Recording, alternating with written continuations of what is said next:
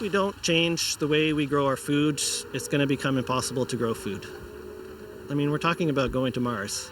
So if we can do things like that, we can surely transition our economy to one that's more sustainable. Tony Neal has been growing vegetables for 13 years on his farm in southern Ontario. He ran a prosperous business, and then came COVID.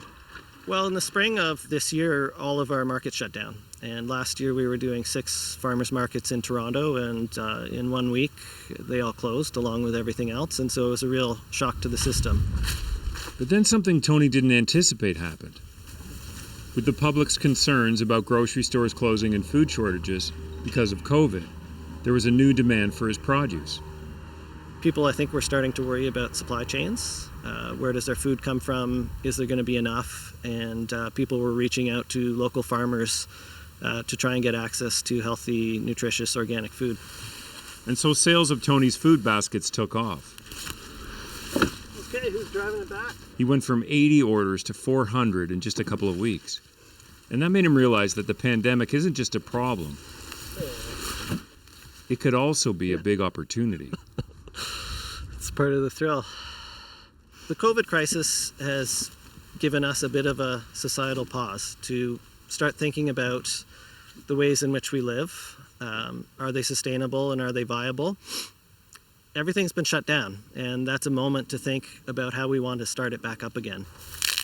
And Tony believes sustainable farms like his are the way to go.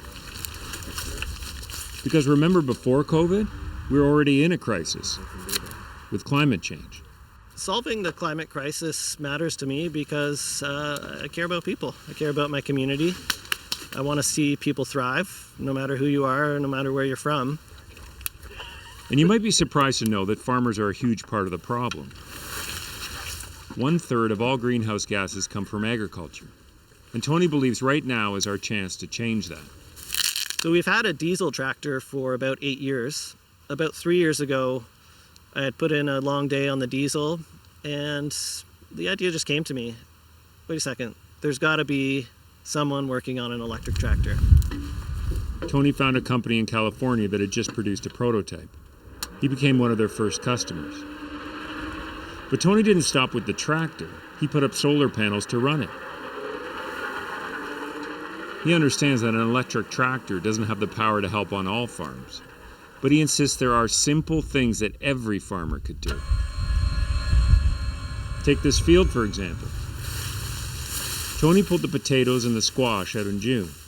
But instead of leaving the ground bare, as many farmers have traditionally done, right away he planted oats as a cover crop. It's quite a simple process to spread the oats and let them do what they are here to do, which is to grow and to use carbon dioxide and sequester carbon from the atmosphere. So some of the solutions to climate change can be super high-tech 3D printed solar panels, and some can be just letting nature do its course if you make the right move.